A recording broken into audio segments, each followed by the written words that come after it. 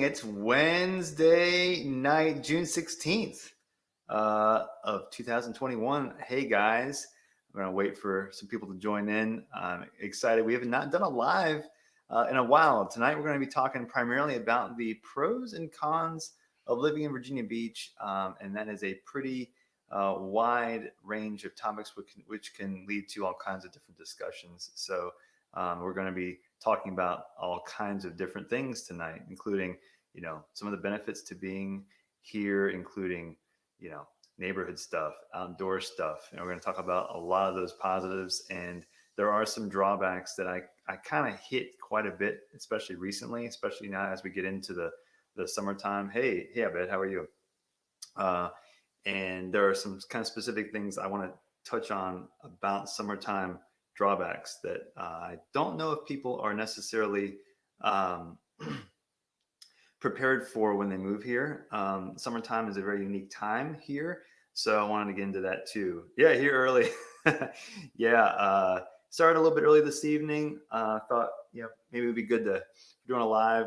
Anybody that wants to do some more interactive stuff would be good before or after dinner time. So I've got a little bit of a list here. I want to go through that. But if you guys have any questions, and if you do have any questions about living here, relocating here, that's of course I say it in every video. That's what I do. So if you have any questions about that, you can also ask me about that. I'll have my contact information in the description too, and you can reach out anytime. But I want to talk specifically first about some of the negatives to living here in the summertime.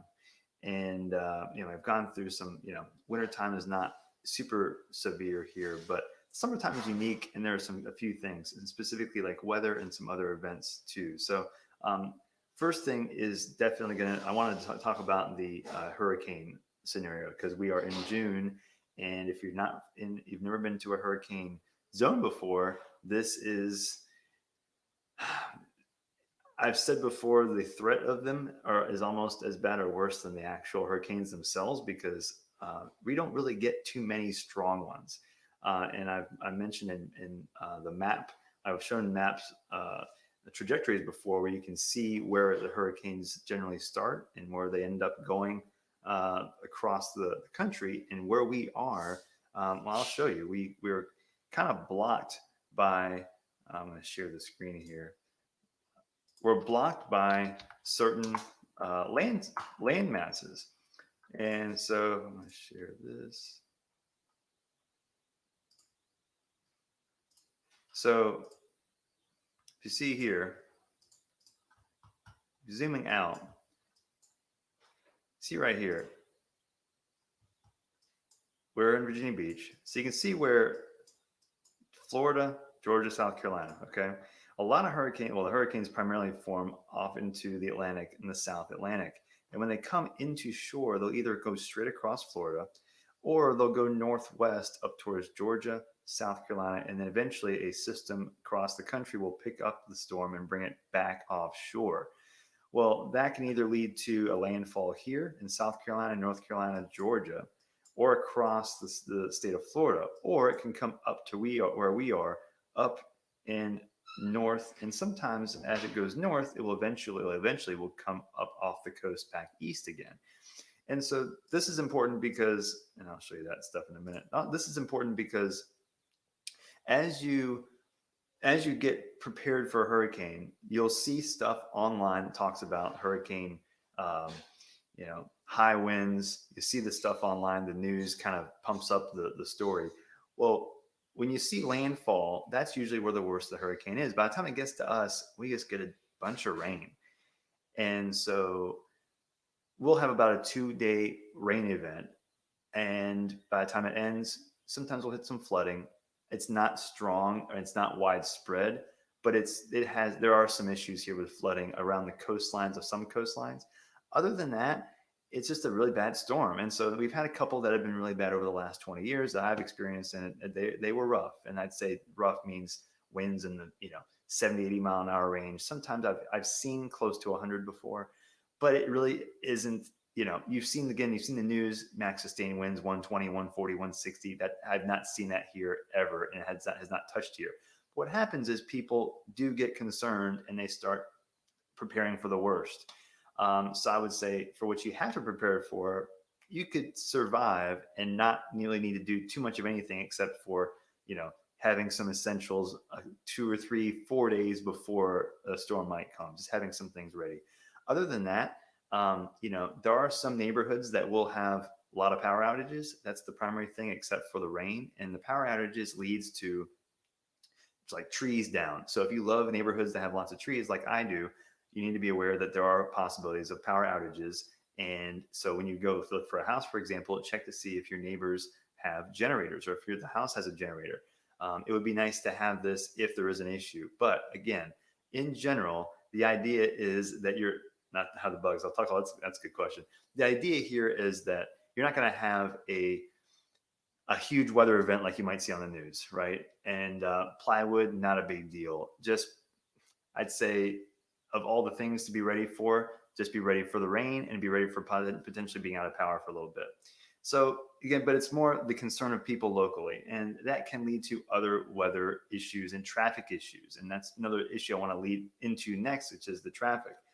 Um, Traffic here, I've mentioned before, the locals here think it's a problem. I think it is, but it's getting better. And because this area has gotten, there's a lot more infrastructure that's been built in the last 10 to 15 years.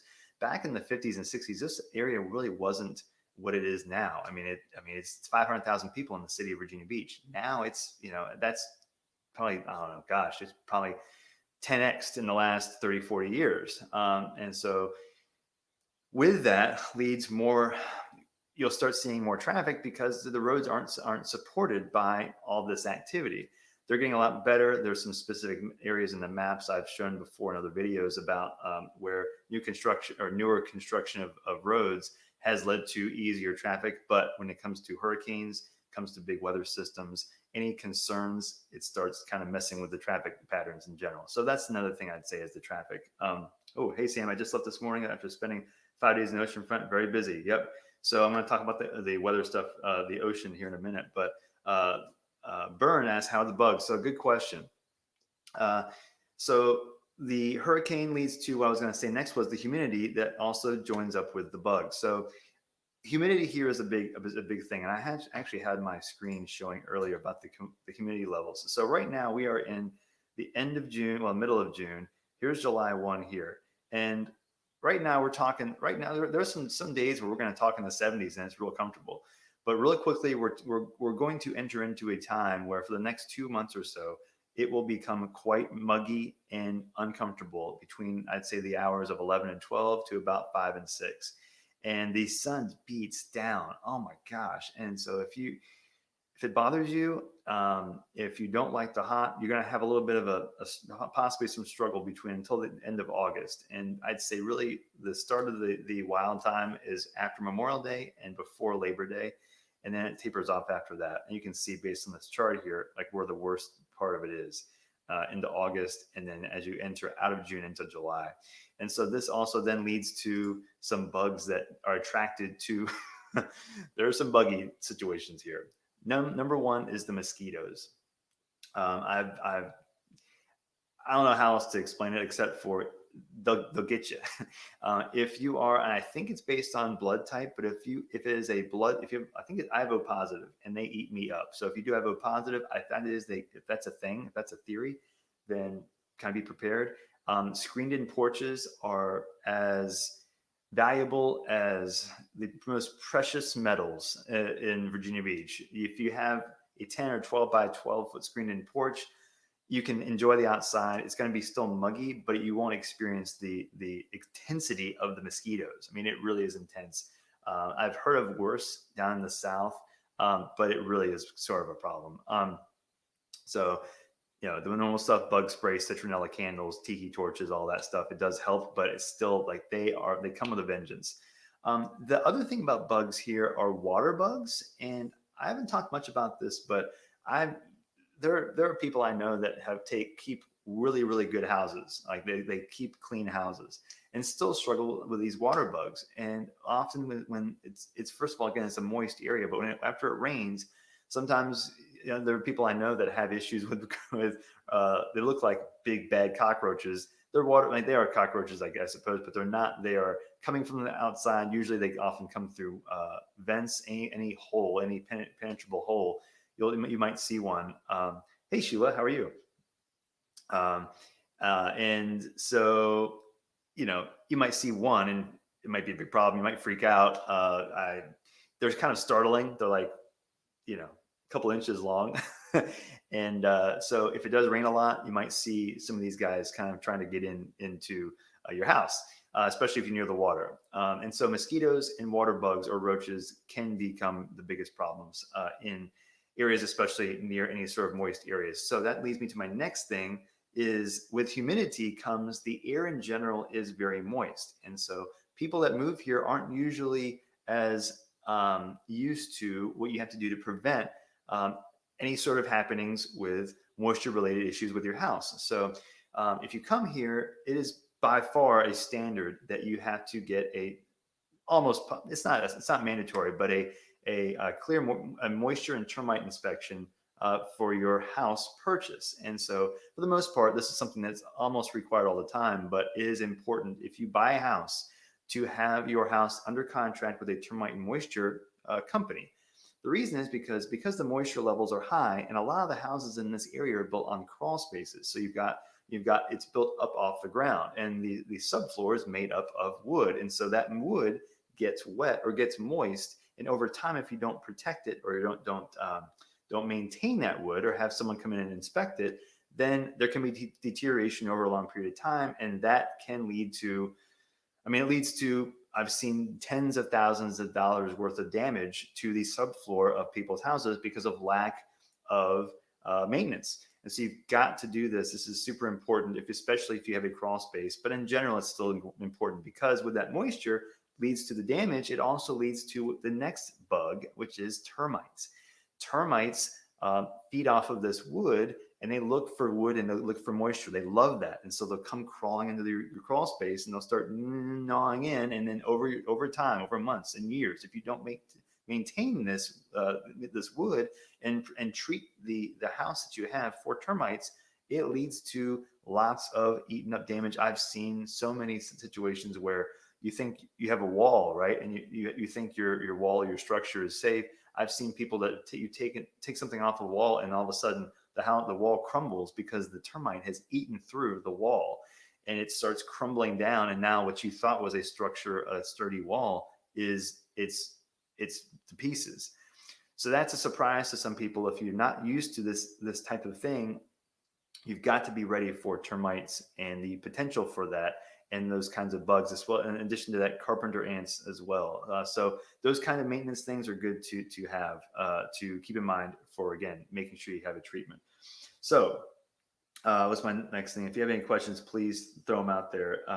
The next thing I was going to mention for cons was the cost of housing. And so in most of the country, you're seeing lots of increases in house values, but specifically in certain neighborhoods in Virginia Beach, Southeast Virginia Beach, North Central Virginia Beach, you're seeing an uptick in value and demand. And so I'll show you on the map.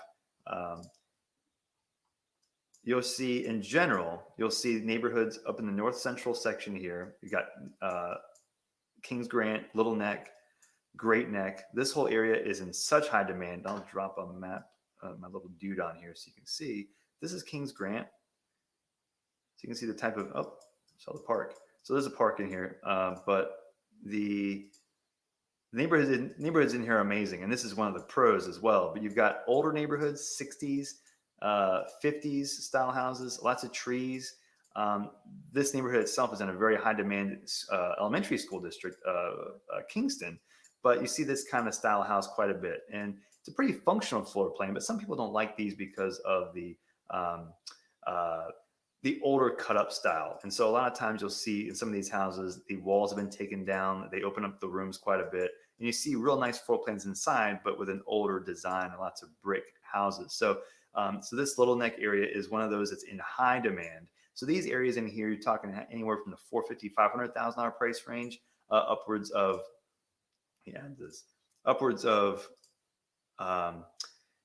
550, 650 near the water. You're talking 750 up to a million plus. And then Great Neck is on this side. I've done a video about Little Neck and Great Neck and comparing the two.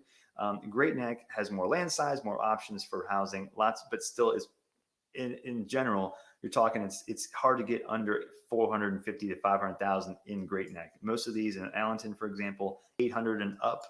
This is up here. I love these two neighborhoods right here, Chelsea, Green Hill Park. This whole section, probably. Well, I was going to specifically talk about Chelsea and Green Hill Park.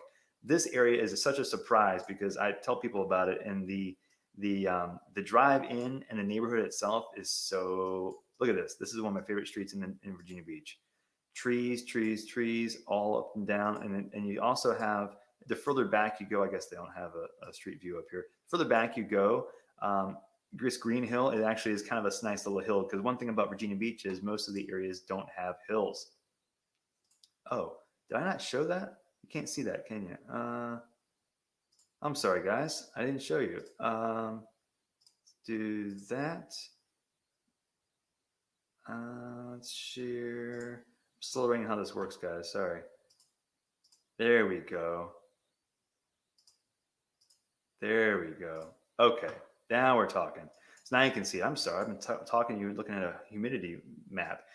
So this showing again, Little Neck here, Great Neck here, and this Chelsea Green Hill Road. I'll show you this now. This is what I'm talking about. See these trees here? It's awesome, right? One of my favorite streets in Virginia Beach, and almost not even close. But up here, demand up here is really high, as well as going up over towards Allenton. And then over here in Bay Colony, this is 800, 900, a million. On the shore, you're talking $2+ million in a lot of places. But in general, the cost of housing in Virginia Beach, the demand has gone so high up because the demand for the style of house and the location of house in certain school districts has gone up. And so it's much harder to find houses because of the scarcity, but because people want specific school districts, it makes it even harder. And so anything on the southeastern section near Ocean Lakes High School, Ocean Lakes itself, any of this whole southeast area near Asheville Park is a good example. There's some townhouses in Ocean Lakes that are in real high demand for that lower price range. That whole area, I mean, if you put a house in the market, there are going to be people that will want it because of primarily the school district. And so in addition to that, there is a little bit of a downtick. And if I can mention the market right now, there's a little bit of a downtick compared to what has happened in the last 4-ish months, because February, March, April, May, I mean, a lot of people were ready to move because of school season, getting out of transitioning out of a school into a school. And now there's a little bit of a wave now for people that want to be in before the school season starts. But the spring season was intense for people that were trying to move here. And because people were trying to get here and fewer people were trying to put their houses on the market, it made it a whole lot more difficult. So school district is a driving force in this general Virginia Beach area for housing. And so Little Neck, Great Neck, Southeast Virginia Beach near Ocean Lakes, Kellam High School District as well. This is one of the most in-demand spots anywhere. Zach moved here from San Diego. Cool. Living in Town Center. That's awesome. I'm actually close to Town Center. I love Town Center. I'm interested to hear how you like it. Because I really like it over in this general area. Thanks, Abed. I'm sorry. I did not. Learning the live stream game is a whole other world. I can post videos and prepare, but when you start doing live stuff, it starts getting a little bit more interesting. So anyway, so that's the number. That's I'd say number 3. But then one thing I want to talk about next, also in addition to the housing, it mixes up with that, is the ACU's noise zone, the jet noise. The jet noise. I keep talking about jet noise. I mentioned this like in 25 billion videos. Jet noise to me is a big deal. Next time I'm going to be able to upload a 4-second video of me trying to catch the jet noise as a plane was flying over me. And I was talking to somebody, and I've been trying to let you know like what the jets sound like. It is a loud phenomenon. And so whenever I hear it, I don't think about recording it. But today, actually, a jet flew over and it was incredibly loud. I had like 8 seconds to figure it out. I was filming through my phone and I got it, and I thought I got it. And I did a selfie. I did a self video for like 3 seconds, and I realized it and turned it off. So it was kind of stupid and embarrassing. So I'm going to post it just for fun. But jets are super loud, and they have a map to show you where the loudest parts are. So I'm going to share that screen too, if I can figure it out, um, which is here. This is the ACU's noise zone map. Okay, what does that mean? This is the map. They did a map, basically of an entire area to show where the most noise is in Virginia Beach and also in Chesapeake. But for the sake of this conversation, Oceana Naval Air Station is where the F-18s primarily fly out of this area. And you can see this landing strip here. This landing strip is where they start, right? And all this blue, these are crash zones. So these are zones that basically say, okay, if a jet's flying, there's a potential of an aircraft crashing more so in these zones. So you can live in some of these zones. You can see streets in here. You can see streets like just north of the station. You see some of these streets here. You're in an actual crash zone potentially. Now, again, the chances are very low, but the idea is that you're very, very close to the runway. And this is where, generally speaking, a lot of the flight patterns are of the jets and how they land and take off. Now, that being said, you see these dark greens, medium greens, and lighter greens, and then you see the white or the clear. The darker the color, the louder in general the jet noise is going to be. And you see a key down here, greater than 75 decibels. That's where the darkest, the loudest noise is going to be. You're seeing London Bridge, Lynnhaven Woods, and sometimes you'll see houses that are in the southeastern Virginia Beach area that are a little bit cheaper. Sometimes that is because of the jet noise zone that we're in. And so the louder it gets, sometimes people are a little bit turned off by that. Some people don't care. A lot of locals, I would say, don't. They almost forget. And so if you ask them, hey, how the jets, they might not even notice. but you got to make sure and talk to as many neighbors as you can, get a feel of it, talk to maybe some coworkers or people that you might be working with, see how they feel about it, people that have just moved here, what they think about it, because they might be the best ones. Because I don't like it. I'm still from here, but I don't like it. But there are places outside of these noise zones, like so for example, out here in Timberlake, Windsor Oaks, Windsor Woods, Birchwood, you still hear some stuff out here. It's, to me, not loud at all. But people that have never heard the jets before might be a little bit still surprised by it. It's not until you get closer into the greens, this middle green and darker green is where, to me, where you hear the most noise. That's, to me, the most uncomfortable. So part of Great Neck is in these darker greens, as well as a little bit of Little Neck as well. But once you get close to these, it's east and then southeast Virginia Beach, and this is over into also the Ocean Lake School District and part of Kellam. It can get noisy, and also the Oceanfront too. So if you're even down here, I mentioned Bay Colony. Well, this is the Oceanfront, and you'll hear jets at the Oceanfront. And here's the convention center. A lot of stuff happening right near the beach here. The Cavalier Hotel, a great hotel, Bay Colony. You'll still hear it, and so you'll be near the beach because you love the beach, but you will still have that other added element that is not common to other beach areas. So if you want to be in an area that does not have this, I would come here first before you make any decisions. Just because if you want to live near the beach, it's enough to where it would bother me, and I would not feel comfortable telling somebody just to come here. It's going to be fine. I really think it's dependent on the person. And some people just don't care at all. But again, as you go the further you go out here into the middle and the western parts of Virginia Beach, it's not as big of a deal. And North Virginia Beach doesn't experience it.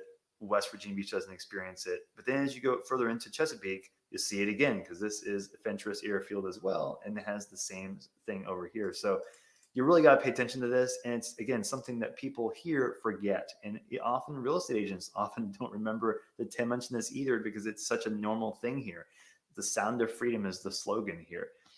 So just keep that in mind if you do choose to move here. Sheila asks, how hard would it be to find a 2-bedroom condo for $150,000? Well, you can find them here. The price is not as much of a thing. It depends also on the condo fees that you're paying for. So you've got a house that's 150. It's great that's 150, but it does not mean that your payment for 150 might be $1,000.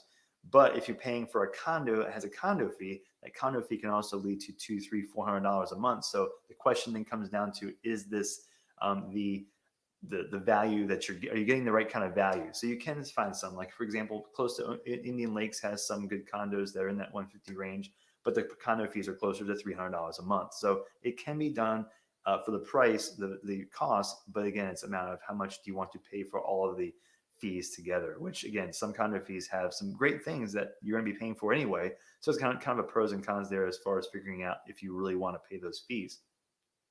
So let's go down to very cute illustrations. What neighborhoods is the best bang for your buck? Close to water, 1 acre lot size, less than 600, nice neighborhood. Great question. I love this question. And so the answer to me, I'm going to share the screen again. Let's see, how do I do this? Remove, share. Oh, okay. Can I do this? All right, I can't do it. Guys, I feel like I'm tech savvy, but not still enough to do everything really well. I'm going to tell you some names off the top of my head. How close to the water you might be is something might be a personal preference, but the 1 acre lot size changes everything. If the acreage is not a big of a deal, I'm going to take this and take it off. So the acreage is not a big of a deal. You can go into, I mentioned Little Neck. Little Neck is probably best bang for buck to me in Virginia Beach. If you don't care about school district or anything, you can go other places. But Little Neck has the school district as well that people love too. The further west you go, you can get more bang for buck in general, period. Partly it's because you're in Bayside High School District. So 1 acre lot size, it's going to be hard to find that in less than $600,000. You can find it. It depends on the house, the quality of the house, or I'm saying the size of the house, even the condition of the house. You can get it in over close to, for example, Witch Duck Point. And gosh, if I can figure out how to share my screen there with you. Here we go. I'm going to do this. Bear with me. I'm going to do the map again. And I'm going to share the map so you can see the map. Share then see that. There we go. So if we go over to the western side of Virginia Beach, over towards the airport right here. So you got Lake Smith going down towards Virginia Wesleyan, over in this section over near Witch Duck, over in Thorogood, this whole area across the Lake Smith area. If you don't mind where the water is, if it's a lake, for example, this is a nice lake that has water access, and you possibly could find some nice houses with acreage on it. I still struggle to think under 600 for that acreage. It will be harder to find. I think it could be doable, but it depends on the size house that you want. And neighborhoods are great over here in Thorogood, for example. And also, if it's okay not being on the water, you'd be okay in parts of Thorogood and over in Lake Smith Terrace. This whole area, Cypress Point, great neighborhood for awesome houses. It's on the golf course, but you're close to water there. Now, if you want to be close to actual ocean, that's where we get back over into, you could be close to Thorogood, but you're not going to have access to that water unless you're on the water, but that's going to be higher price. Same goes with Little Neck, over into this whole north part. You're talking about over $1 million, but if you get down to the south side, you're going to be, closer to 5, 6s in that range. Otherwise, if you want to be on the water, I would stick to the southwest, northwestern section of Virginia Beach. Or dare I say, drift right into, this is a little sneaky spot, into the corner of Norfolk, into part of what we consider Virginia Beach. This here is Virginia Beach. This is Norfolk. These access points here, you can get close to $600,000 on the water here, close. And this river, Elizabeth River, takes you right into eventually the Bay and the Atlantic Ocean. So this is probably the closest bang for buck for everything, and you might have the right acreage. I still don't think you can get the acreage down there to be on the water. I don't see that happening under 6, but that's the closest. Resale value of a home in Jet Noise area. Great question, and the answer is loaded. So it depends on where.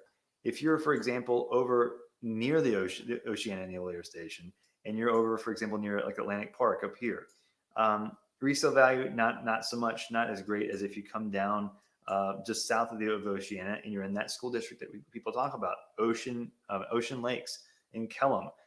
This is where people love to be, and they'll often give up the jet noise to be there. It's all about the value, right? The value basis of what would I rather do? Would I rather move to an area that, I have to deal with the jet noise? What am I getting in exchange for that? And people are usually more willing to give up the jet noise or care about the jet noise because they want to be either near school, a school that they want to be near to, or near work, because you're near Oceana and you're also near Danic, another base down just south of the aquarium down there, or also near the beach. Because one of the benefits of being in the southeastern section is that you're one drive. This is John Booth Boulevard. You're one drive up to the beach. You can just hit that road, and then I'd say anywhere from 5, 10, 15 minutes away from the beach in this section here. And also, you're close to Sandbridge. People don't talk enough about Sandbridge to me.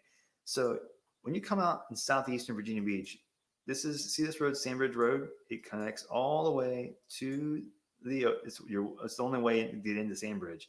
Once you get to Sandbridge, it's a secluded and separate beach from the rest of Virginia Beach. So you got the Oceanfront here, you got Croatan here. Those are great. For people that like beaches, I don't like the beach. But Sandbridge is its own little world. And so it's almost like if you've experienced the Outer Banks of North Carolina, it's the closest thing to that. And so the southeastern Virginia Beach has access to that closer to anybody else. And the reason why most people don't like, I don't like driving all the way across the area to get down to Sandbridge because it's such a long drive. But if you're already there, it's awesome. So if that answers you. Oops. Did it again. There we go. Still here. Sorry, guys. I'm still learning the live stream. So I hope that answers your question. Any first-time home buyer or first-time home buyer's interest? I don't know if I understand your question. Our first-time home buyer's interest. Yeah. Well, the HOA fees about the condo association. Yeah. So that's the overarching thing about the cons. I want to mention a couple of the benefits. Yes, it did. Great. Thank you. You're welcome. I mentioned a couple of benefits about the beach. So the oceanfront, I want to talk a few minutes about the oceanfront itself. The oceanfront, if you look here, Oceanfront has like a 3-mile boardwalk up and down from about 40th Street all the way down to about 5th Street. Now, this whole section is super packed from about Memorial Day to Labor Day. Now that we're past all the quarantining for the most part, it's going to get back to normal and it's going to be packed. But you've got a lot of restaurants up and down the oceanfront, and some of my favorites are down here. So I don't necessarily like the beach myself, but I like the restaurants down here. There are a couple places that are fun. I want to say Repeal. I've heard great things about Repeal. I've never actually been there, but Doc Taylor's is one here. I want to mention specifically Waterman's and Rudy's on the south side here on 5th Street. Waterman's Surfside Grill, awesome orange crushes. And then if you got Rudy's and Rockefeller's down here right in the corner. It's called Lake Rudy and the Rudy Inlet. So you got a lot of restaurants down here. So if you love restaurants, you have plenty to choose from at the oceanfront, as well as some things to do. Of course, the oceanfront itself, the boardwalk. The one thing I want to mention that I have not talked about much before is called Beachside Social. And Beachside Social is cool because it's got the old 50s kind of style, and you can do cocktails. You got shuffleboard. Look at that shuffleboard. You've got bocce ball. I think there's probably a picture of bocce ball here. There's your shuffleboard club, and big Jenga. Where's the bocce ball? I thought there was some. There's one picture of bocce ball. So there's some cool stuff at Beachside Social that I think people don't really recognize as being a thing, but I think it's a fun place to go. You got the iFly. It's the skydiving simulator. So there's some cool stuff here at the beach. But once you go off the beach, this is neighborhoods up here. So neighborhoods, from 40th Street all the way up to the very corner up near First Landing State Park. So it becomes quieter. But a lot of the outdoor stuff, you've got oceanfront. You've also got First Landing State Park. The area is full of parks, over 200 publicly funded parks in Virginia Beach. Anywhere from the big ones like First Landing State Park, other ones like Bayville Golf Club and Bayville Farms Park over here, got disc golf course. You've got small parks that you can't even see in here. Mount Trashmore is a good one. Bow Creek's got several golf courses. There's basically a big down the trash in Mount Trashmore. But then small neighborhood parks. So it's Lynn Haven Park is another one. But there's a bunch of small ones. Great Neck Park. You can't even see a lot of these parks. There's 200 of them. So if you like outdoor stuff, you're going to have plenty to choose from in Virginia Beach. I mean, you can go to Chesapeake, you can go to Portsmouth, you can go to Norfolk, other places to live, but for bang for buck, for outdoor activities, you will not find a better place in the area than Virginia Beach. And another one, I want to mention this one too. Go down here, and I just was told about the fact about this one. See all these wildlife refuges? Back Bay National Wildlife Refuge, just near Sandbridge Beach. Another, gosh, even as you go further down to the border. But Falls Cape State Park, this apparently is the least visited state park in the country. Why? Well, it's hard to get to. You can't get there until you have to go through Sandbridge, down all the way down to the corner, and then go through into, there's still Sandbridge Road, all the way down. Great hiking down here. I have not been. I'm one of the ones that has not been. I have a very good friend who loves it down here and is great for hiking, good for seeing wildlife. So if you love wildlife, the further south you go, the more options you have as well as back north towards Forest Landing State Park. But one thing to mention, if you do like the idea of hiking, love a little bit of an exploration, a little adventure, check out Falls Cape State Park if you like that, because one of my friends his favorite things to do is explore. That's where he loves that place. So if that helps you as well. So so you've got oceanfront, you've got outdoor stuff. And the next thing I want to talk about is the houses. So I mentioned that the housing is expensive. Part of the benefit is or the reason is because it is quite nice in a lot of places. I'm going to drop the map down below to parts of Great Neck. So a lot of this area is very historic, right? Got very historic areas up close to this Great Neck area, close to Little Neck, where people settled in this area for the first time, as well as over in Thorogood. Thorogood's a very historic area too. If you drop a map down, let's say, for example, in Allenton, a lot of these areas, a lot of these roads are really long, long, tree-lined, these old trees. It feels like it's almost a little bit unkept in some ways, and that's just because it was developed a long time ago. And the property values in here are extremely high, over $1 million in a lot of cases, $2 million. You got these bigger lots and bigger houses. And the cool thing about this is each house is so different and so unique. You've got ranches, you got 2-story, sometimes 3-story. You just never know what you're going to find in these types of neighborhoods. And so zooming back out again, I mentioned Little Neck. I mentioned down, even as you go into the central part of the area. I want to show you over, what's a good example? Oh gosh, over here near Timberlake, this neighborhood here, Bellamy Manor. I love Bellamy Manor. So this neighborhood, see these houses? 2,800 square feet, 2,500 square feet, lots of trees. Look, you can get these in the upper 4s, low 5s. It's just an awesome neighborhood.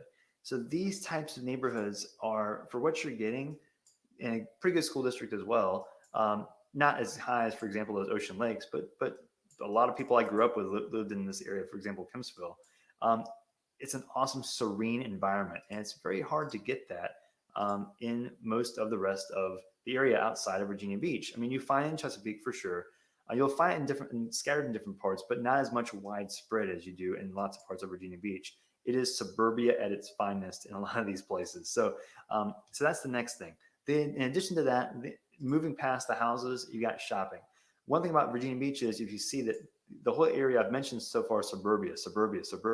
Each area, 10 minutes or so drive from any part, you can find shopping access. Harris Teeter, all your essentials are pretty close to, you've got you go up here, you got neighborhood Walmart, 10 minutes away from probably down towards Holland.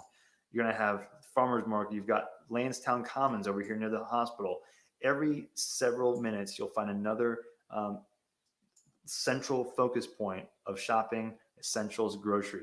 So regardless of wherever you're going to be moving to, you do not have to worry about how far you have to drive to find your essentials, unless you go down and live in Pungo.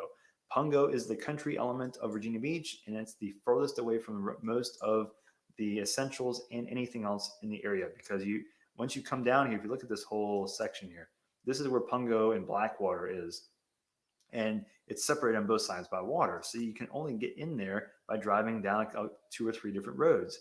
This is country. So if I can show you Princess Anne Road, look at that. There you go. It's great if you like that, but you got to drive down or back up to go to the rest of civilization. So, let's say 10, 15 minutes to get back up to, for example, Red Mill Commons, which is a very popular area near that southeastern Virginia Beach area. So this whole section is country. Other than that, you're going to have suburb, strip mall, suburb, strip mall, suburb, strip mall all the time. Crime question, very cute. Is the crime rate low near the neighborhoods you mentioned? Well, so in general, so I will definitely want to send you some advice on crime rates. Go to Trulia. I love Trulia's crime maps because you can see, actually, you can see what their maps show. I'm gonna look it up on here and kind of explore as we go, because I want you to be able to see this. Can't see this yet.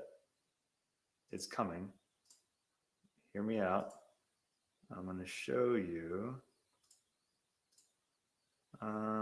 this and this. Okay.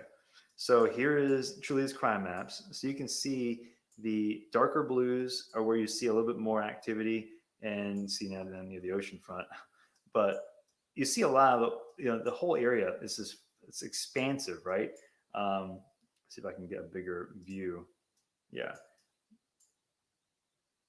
So you'll see different pockets, and you'll see spots where, like, if you get tucked into corners, like for example, you drive into Thorogood, well, not much happening over in Thorogood, but if you drive like 5 minutes, you get closer to, for example, a lot of these areas are like near strip malls, near lots of businesses where things are happening. But because you see that, it makes it seem like, oh my gosh, is there a big problem? Well, again, check the reasons for the crime. To me, crime maps and crime information is as helpful to know what the context of that is as much as anything else, because if you can look at statistics, and statistics only tell you a percentage or a picture of what is really happening. Same goes with, for example, school districts, school rankings. They do it based on the aggregate, so you don't exactly know, like, specifically where you might be wanting to move. It's hard. You might not find the most accurate information unless you get in there and talk to people that are locals and in that section that can tell you exactly what's going on, if that makes any sense. So it does change. It does depend. And I would definitely do some research first, but you can see in general, as far as reported crime, the further away you go from the main roads, this is all Kings Grant, Little Neck. This is Great Neck. You can see what's happening around here. Like you can see some closer to the main roads, and further away you go, generally speaking, the less darker blues you're finding. So if that helps you, I think that's probably a good synopsis of that crime housing whole element. I do want to mention a few more, if I can mention a couple of restaurant tips in Virginia Beach as I do go for pros. If I can go, there are a couple. One is, I want to mention the Carib Shack, because I think that one does not get enough love, which is over on the north side. If you want to take notes, CARIB space Shack, Carib Shack. Number two, if you want to go see some restaurants, the Noodle Man is in north central Virginia Beach, off of Independence Boulevard. Excuse me. Oh, I got a little sniffle. They have awesome Asian. They make their own noodles there. It's amazing. And then number three is the Bee and the Biscuit, another one I don't talk about enough that I've been to and love. It's on the south end of Virginia Beach that I think is great too. So I wanted to mention those three because those are kind of like really random categories of restaurants, but I wanted this to give you a taste of, there's a lot of different types of ethnicity style restaurants here, lots of different types of, cuisine, lots of different types of environments, and especially if you go towards the beach, you have a whole different environment there. So, and the last one I want to mention is Steinhilber's, which is in a tucked into a neighborhood in the corner of the neighborhood, way up near some water in Thalia. Real nice upscale dining as well. So you've got a real wide scope of it. And so, one last one question. What are Virginia taxes like? So Virginia, speaking specifically to Virginia Beach, real estate taxes are about $1 per $100 of assessed value. So what does that mean? So for a house that's, for example, $500,000, you're going to be paying about $5,000, just over that, a year if your house is assessed at $500,000. Assessment and appraisal values are two different things. I did a video about that in my channel. But just know that if the city says it thinks that your house is worth $500,000, you're going to be taxed on that amount, and so you're talking about $400, about $400 per month in taxes. So if it's 200,000, about $2,000 a month.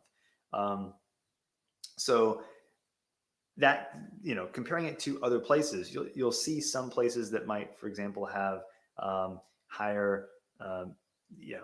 For example, New York. New York has probably double that, I think. And if you're from anyone from New York tonight, please let me know. I think it's about double that. So in general, it's super low. Generally speaking, real estate taxes here are not very high. And it's that way not just in Virginia Beach, but Chesapeake, Portsmouth. Portsmouth's a little bit higher, $1.30, but Chesapeake is pretty good. Norfolk is about in that range too. As well as Hampton, Newport News. Like most of the 7 cities, or most of the area in this Hampton Roads, Virginia Beach area, has about the similar and pretty low taxes. Some of them are even lower than that. Yorktown, Williamsburg are pretty low. Portsmouth is the one that's a little bit higher, but even still, it's still lower than a lot of places.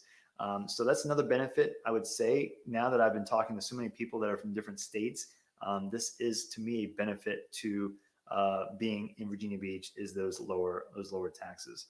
And super low, yeah, $1,000 a month. Wow, yeah. So maybe a third, because or more than, or half to a third, depending on what kind of house we're talking about. Yeah, it is much lower here, I'd say, than in a lot of the larger cities, I guess, from people I've been talking to. And so that's one of the benefits that people like to come here, is because the taxes are lower for real estate, as well as also it is right smack dab near the middle of the East Coast. So if you do have family that live in New Jersey, okay, so that makes a lot of sense. So if you have family that live on any side of the, like for example, New Jersey, New York, the Northeast, Southeast, if you have family on those sides, especially near Washington, D.C., even Baltimore, Charlotte, you're a 3, 4, 5, 6 hour drive from a lot of those places. Philadelphia is about 6 hours. New York's about 7 hours, 7.5 hours. Boston's 9, 10 hours, I guess. I guess just past that, 11 hours. But you're equidistant from many sides, north and south of the East Coast. And so you're also, 4 hours to the mountains. I just went up there about 3 weeks ago into an area called Luray. It's about 4 hours away. So you're 3 hours from Charlottesville, which is a real historic city in Virginia. So you're close to lots of nature. You're a one-day drive to lots of different types of things. It looks like taxes took a jump in 2020 from previous years. Yes. So, well, taxes, not the amount that you're taxed on, the tax values. So as increased property values increase, you can also expect the assessments to go up. So when the assessments go up, while the cost, the amount that the city's taxing you for that house is the same rate, it's going to be higher because of the values. The values have gone up, and that's kind of the way it's been all over the place.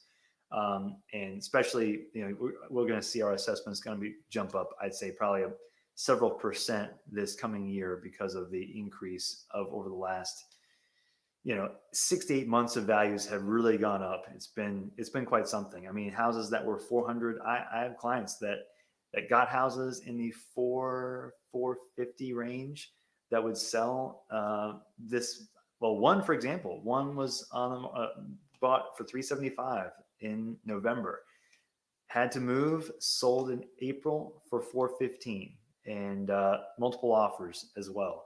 and was not uncommon. That happened across. Another client of mine just got their house in the low sevens last year, and now just sold it in the eights this year. That's not crazy as well. It's only been a few months, and so the demand has gone up. It's driven the values up, and it's, again, in turn will drive increase the taxes as well. Thankfully, assessed value does seem to creep behind appraisal or actual values of houses. So you're not always usually you're not paying as much as the actual value of the house, at least in the way that the market has been going here. So yeah, that is amazing, right? Yeah. And I do think one thing I want to mention about that that was a drawback is the prices have gone up, but at the same time, I think as an encouragement, I do think there's going to be a steadying of the market personally, at least a slowing up of what's happened. As more supply comes, as people feel more comfortable selling their house, and moving and leaving and all that, and feeling comfortable with the idea of selling their house and finding something else, there will be a stabilization, as well as interest rates subtly start creeping up, because right now our interest rates are so ridiculously low. I've never seen this low before. As they go up, up into the 4%, 4.5% range, which 5-10 years ago, or 10 plus years ago, for sure was unheard of. Now that feels like high, because right now we're way low at like 3 and less in some cases, low threes. So once they creep up, it's going to increase the payment for that person to be paying for the same price house. And as the price for that same price house increases, then the demand, eventually people are going to start saying, I don't know if I want to pay $2,500 a month for that instead of 23 or 24. Eventually there's a breaking point to where it will start becoming not as appealing. So I think that will start slowing up the market some. I just don't know when that will be. It could be in the next, I'd say it could be a few months, could be a year or two. It's hard to tell right now, but I think it's going to happen sometime, at least a slow up. Connecticut is unbelievably high. I've heard the same thing. And now churches are opening. Would you be able to put together a video on spiritual life in Virginia Beach? Interesting video. I'll look into that. It's an interesting dynamic that I will research that. Thanks for that. Good question. Thank you for that. What's up, Sam? I'll be there tomorrow to go to Shawarma. Mr. Shawarma. So I didn't talk about Norfolk restaurants at all in this video, but Mr. Shawarma is one of my favorite Mediterranean restaurants over in Ghent on 21st Street. I've talked about that before in other videos. I love Mr. Shawarma. I love Ghent, but I'm looking forward to telling you about that. I've done videos about Ghent multiple times and oh my gosh, I love, there's like 15, 20 restaurants in Ghent that I love. And I lived in Ghent for a while and used to walk through there. It's awesome. Gosh, the one Mediterranean place I think that compare to Mr. Shawarma that's in Virginia Beach is Mazari Kebab. That's close to where the Noodle Man was. So if you want to check out, that's probably my favorite. I think it's probably the best pound for pound Mediterranean restaurant I've been to in the area is Mazari.